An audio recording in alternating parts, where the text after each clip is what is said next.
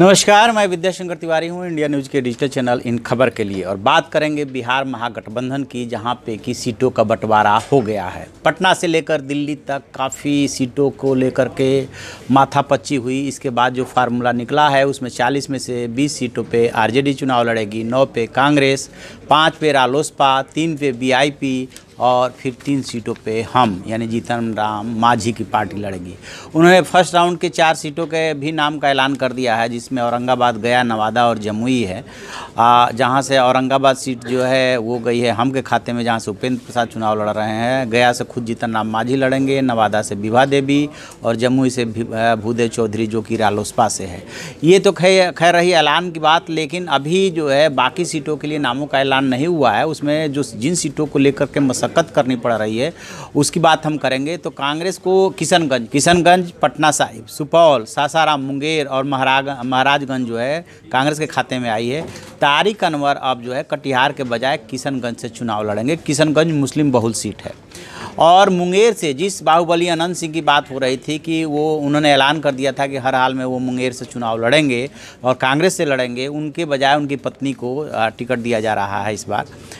और यदि हम बात करें उसकी आरजेडी की सीटों की, तो उसमें ज़रूर चौंकाने वाले नाम है। बाकी नामों का जैसे ही ऐलान होगा हम आपको अपडेट करेंगे।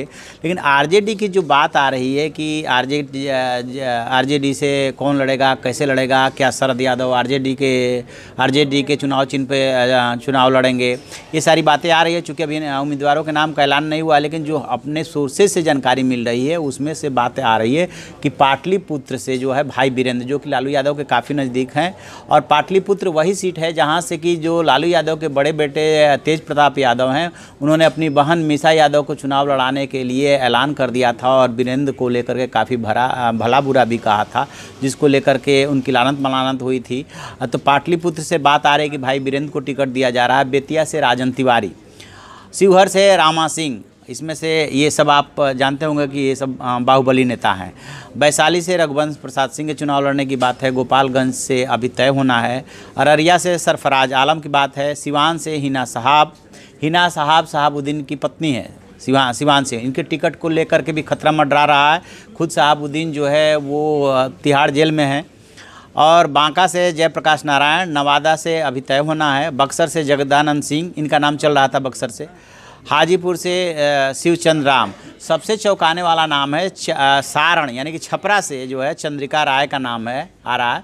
चंद्रिका राय जो आरजेडी से विधायक है और जिनकी बेटी ऐश्वर्या राय हैं, जिनसे कि तेज प्रताप यादव की शादी हुई है। और ये वही सीट है जिससे जो तेज प्रताप ने जब तलाक की अर्जी कोर्ट में लगाई थी, उस दौरान उन्होंने बहुत सारे जो बातें बताई थी, उसमें एक ये भी बात बताई थी कि उनके पिता लालू प्रसाद यादव जब अस्पताल में इलाज करा रहे थे, तब उनकी पत्नी ऐश्वर्या जो है वो सारण से अपने पिता चंद्रिका राय को टिकट दिलाने के लिए दबाव बना रही थी और कह रही थी कि आप लालू यादव से अस्पताल में ही बात कीजिए। तो बात ये आ रही कि सारण से चंद्रिका राय का टिकट लगभग पक्का है। और झांझरपुर से देवेंद्र यादव की बात है। भागलपुर से शैलेश कुमार मंडल और बेगूसराय से तनवीर हसन की बातचीत चल रही है। अभी ये 15-16 नाम है जिसमें कि आरजेडी इनको टिकट दे सकती है और इसका ऐलान भी बहुत जल्दी हो जाएगा, चूँकि महागठबंधन के सीटों का ही ऐलान का इंतजार किया जा रहा था। देखते हैं आगे क्या होता है। जो भी अपडेट होगा हम आपको बताते रहेंगे। आप देखते रहिए हमारा डिजिटल चैनल इन खबर। उसे लाइक कीजिए, शेयर कीजिए और कमेंट बॉक्स में जाके कमेंट जरूर करें। Thank you.